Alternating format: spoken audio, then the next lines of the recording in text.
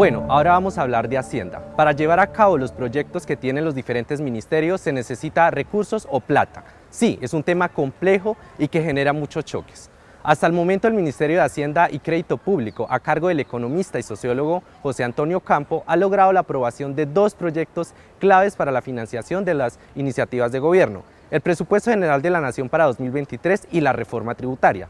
El Presupuesto General de la Nación para 2023 fue aprobado por el Congreso con un monto de 405,6 billones de pesos, lo que representa un aumento del 15,1% frente al año 2022, siendo el servicio a la deuda el mayor rubro con un total de 78 billones, de los cuales 24 son para deuda externa y 54 para deuda interna. Sectores claves como educación se le asignó un total de 54,8 billones, salud y protección social con 50,2 billones, a excepción del servicio a la deuda, son los que mayor asignación presupuestal tienen. Defensa y policía, caracterizados por tener altos presupuestos para el 2023, será de 48,3 billones de pesos.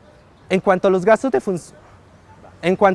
de funcionamiento, en el presupuesto aumentaron en un 20,1%. Este incremento se debe principalmente por los recursos que se destinaron a la reducción del déficit del Fondo de Estabilización de Precios del Combustible, que para 2023 tiene asignado alrededor del 1,3% del Producto Interno Bruto. Sin embargo, se contemplan medidas para fortalecer la racionalización, la probidad y la eficiencia del gasto público. Con esto, el gobierno busca ahorrar 4 billones de pesos en los próximos 4 años, en gastos de contratación, viáticos, vacaciones, esquemas de seguridad. Sumado a esto, la eliminación de 7 altas consejerías prometen reducir el gasto. Pero nos preguntamos, ¿para dónde irán estos recursos que se logren ahorrar al implementar estas medidas? Después de una amplia concertación con diferentes grupos sociales, económicos y políticos, se logró la aprobación de la reforma tributaria, que según el ministro Campo es una herramienta para erradicar el hambre, reducir la pobreza y desigualdad, al igual que los privilegios de unos pocos, y avanzar frente a la inequidad. Por eso el título de Reforma Tributaria para la Igualdad y Justicia Social, que pretende recaudar en el primer año 20 billones de pesos y aumentar el recaudo en 25 billones de pesos para el 2025. ¿Pero qué fue lo que se aprobó en esta reforma? Aquí le contamos los 5 puntos claves que fueron aprobados. Primero, los productos ultraprocesados y con altos contenidos de azúcar tendrán un impuesto del 10% para el 2023, que aumentará a 15% para el 2024 y finalmente un 20% para el 2025. Pero tranquilos, la reforma tributaria exceptúa productos como de panadería industrial, la miel, el bocadillo, las obleas, entre otros productos. El impuesto a las ganancias ocasionales quedó en un 15% para herencias, donaciones y enajenación de activos, y de un 35% para rifas y loterías. Tercero, las regalías no serán deducibles del impuesto de renta y se implementa una sobretasa a las empresas del sector minero, el cual será de un 5 o 10% para el carbón, y el petróleo puede ser de un 5, de un 10 o de un 15%. ¿De qué dependerá esta tasa? La tasa depende de los precios internacionales con respecto al promedio de los precios en los últimos 10 años. Cuarto, cárcel para los reincidentes en delitos de omisión de activos y declaración de pasivos inexistentes y defraudación. Quinto, el impuesto al patrimonio será a partir de los 3.000 millones de pesos con una tasa de 0,5% y una máxima de 1,5% para patrimonios mayores a los 10.000 millones de pesos. Finalmente, el Congreso eliminó el impuesto que se pretendía colocar a las actividades económicas por fuera del objetivo misional de las iglesias, mientras el impuesto a las grandes pensiones fue retirado incluso por el gobierno para la ponencia del segundo debate. El recaudo esperado con la reforma tributaria no ha sido integrado al presupuesto general de la Nación, pero según declaraciones del ministro Ocampo, los recursos adicionales serán destinados a programas sociales y de desarrollo productivos necesarios para mejorar la calidad de vida de los colombianos y avanzar frente a la transformación productiva. Por eso se espera que desde el Gobierno Nacional, a través del Congreso, se integren estos recursos al Presupuesto General de la Nación para 2023. Un tema que nos convoca como estudiantes, profesores, profesoras y sociedad en general es la educación. Es así como vamos a iniciar por esta temática. Mucho se ha hablado del Ministerio de Educación y es que no olvidamos el compromiso de Gustavo Petro con la educación superior pública y con transformar a Colombia en una sociedad del conocimiento. Todo esto se ha dicho, pero ¿con qué presupuesto se van a lograr tan anheladas metas si es que la educación está en una fuerte crisis? El hecho de que la educación estuviese de primeras en temas presupuestales ha generado múltiples comentarios y muchas sensaciones. Pero vámonos a lo importante. ¿Qué se ha hecho en estos 100 días en materia educativa? Venga, lo invito a que conversemos un rato. Los temas más relevantes para el Ministerio de Educación han sido ICETEX, reforma a la Ley 30, Etnoeducación y Plan de Alimentación Escolar. Los cambios en el ICETEX ya comienzan a ser evidentes. Se cambió el portafolio de 7 líneas de crédito de pregrado a 3, corto, mediano y largo plazo. Así se busca llegar a 31.000 jóvenes, de los cuales 11.000 contarán con subsidio de financiación y gastos de sostenimiento. ¿Cómo se aplica o qué tan cierto es? Pues concretamente la simplificación del portafolio hace que se requieran menos requisitos para un aspirante, ya que debe ajustar su elección a una de las 3 líneas. Ya iniciaron las primeras condonaciones del 25 y del 50% de crédito, es decir, que ya se pueden inscribir y los requisitos son: primero, estar priorizado por el puntaje del Sisbén o pertenecer a la población con protección constitucional. Así el gobierno nacional busca lograr 10.000 condonaciones antes del 31 de diciembre. ¿Usted cree que esto se va a lograr? Cuénteme qué opina. Un avance importante ha sido el relacionado con la tan famosa reforma a la Ley 30. Pues ya se instaló la Comisión de la Reforma, la cual tiene como propósito redactar una nueva versión del articulado que busca reformar el sistema de transferencias para las instituciones de educación superior. El punto inicial será el proyecto de ley 84 de la Cámara de Representantes, que es el que reúne los planteamientos de la movilización del 2018 de profesores, profesoras y estudiantes. La etnoeducación y la educación ambiental están tomando cada vez más fuerza en este gobierno. Y es así como después de la visita de Alejandro Gaviria y Gustavo Petro al Amazonas y a La Guajira, se inició a trabajar en el sistema educativo indígena propio. El primer paso fue el sistema transitorio de equivalencias, el cual garantiza el reconocimiento a las comunidades indígenas y les dignifica su labor de enseñanza. Frente a los rumores de centralizar el PAE, Gaviria afirmó: no es un secreto que este tema ha sido un dolor de cabeza porque la contratación es muy compleja, pero centralizar un programa tan grande es un error fatal. Por tal motivo se busca que se fortalezcan las capacidades territoriales y así se cumpla el objetivo de hambre cero de este gobierno. Gaviria le apuesta a que se extienda incluso más allá de la jornada escolar. ¿Será que esto es posible? ¿Gaviria sí podrá cumplir con esta apuesta? Finalmente, el Ministerio de Cultura y Ministerio de Educación unieron esfuerzos para consolidar el decreto reglamentario CINEFAC, el cual busca contribuir a la justicia social del país. Este decreto busca reconocer la multiculturalidad del país, fortaleciendo de manera regional los procesos artísticos y culturales de comunidades afrodescendientes, indígenas, palenqueras, rom y raizales.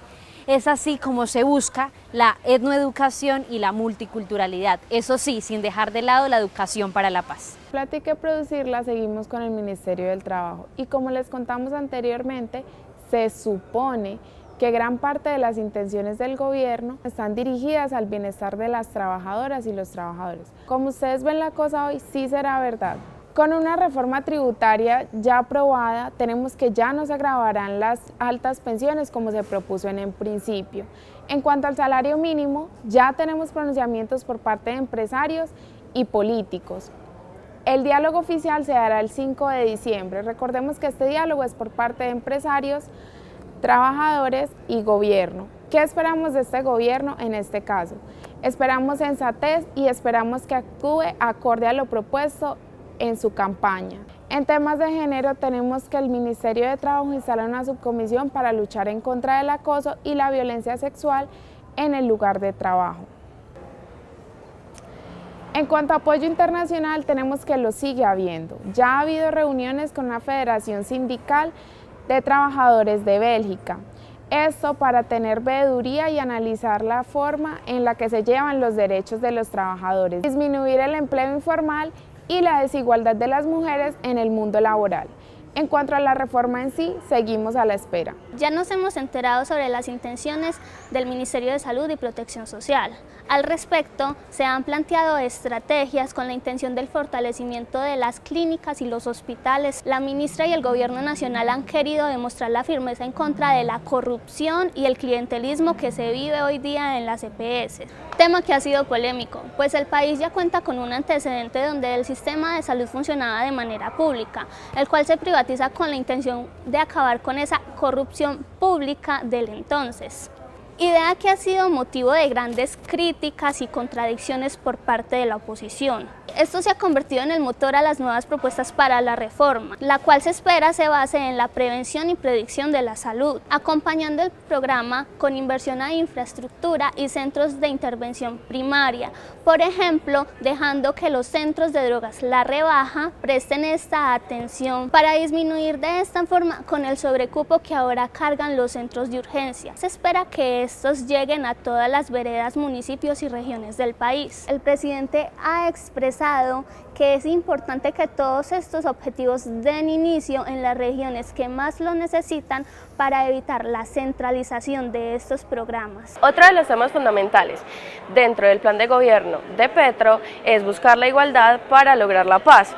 En ese sentido, en el primer capítulo, el cambio es con las mujeres, se deja plasmado el papel protagónico que ésta tendrá dentro de su gabinete. Esto en miras a eliminar las brechas sociales que se han construido, ya que estas poblaciones han sido históricamente marginadas y excluidas. El 18 de octubre fue radicado el proyecto de ley que busca la creación del Ministerio de la Igualdad y la Equidad. Se debe resaltar que quien estará a la cabeza del ministerio será la vicepresidenta Francia Márquez. Adicional a ello, en este gabinete se creará el Sistema Nacional del Cuidado. Y ahora se preguntarán, ¿qué ha pasado entonces en los últimos días? En los últimos días el gobierno se ha pronunciado diciendo que el programa Ingreso Solidario será transformado y ahora serán beneficiarias de este las madres cabeza de hogar que tengan a su cargo niños y niñas menores de 5 años de edad. Estas recibirán un monto de 500.000 pesos, el cual les servirá para eliminar la línea de pobreza y al mismo tiempo ayudar a la alimentación de estos niños y niñas. ¿Cuáles madres tendrán prioridad en este beneficio? Y en este sentido, ¿qué pasará con los otros niños que son un poco mayores? ¿No tendrán derecho también a ser alimentados dignamente? En esta misma línea se tiene presupuestado que este programa será dirigido por el Departamento para la Prosperidad Social, DPS, que inicialmente se pensaría que haría parte del Ministerio de la Igualdad y que sería una de las principales acciones de la vicepresidenta.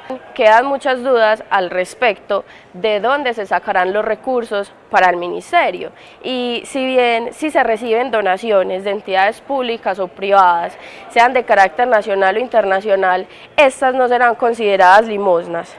Este es un gran reto para el gobierno, no nos queda más que esperar. Finalmente, otra de las propuestas emitidas en campaña era precisamente eliminar la brecha social que existe en cuanto al tema de mujeres. En ese sentido, se buscaba implementar que en el gobierno existiera al menos un 50% de cargos ocupados por mujeres en todos los niveles y las ramas públicas.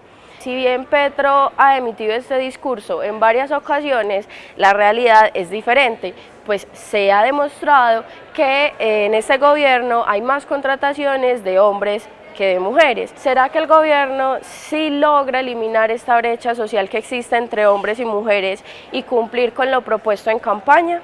Y yo les voy a hablar sobre el Ministerio de Igualdad en torno a las comunidades étnicas. ¿Sabía usted que la comunidad rum, indígena y afrodescendiente tiene derecho constitucional a ser reconocidas y amparadas por el Estado?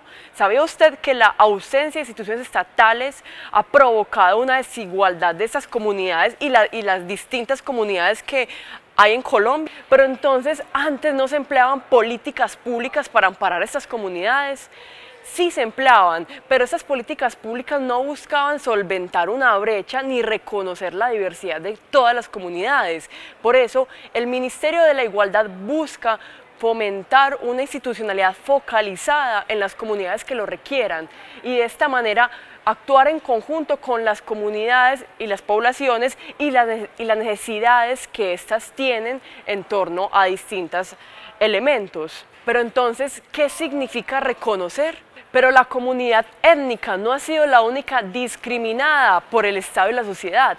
La población LGTBIQ+ también históricamente se ha visto víctima de violencias y discriminación por parte del Estado y la sociedad.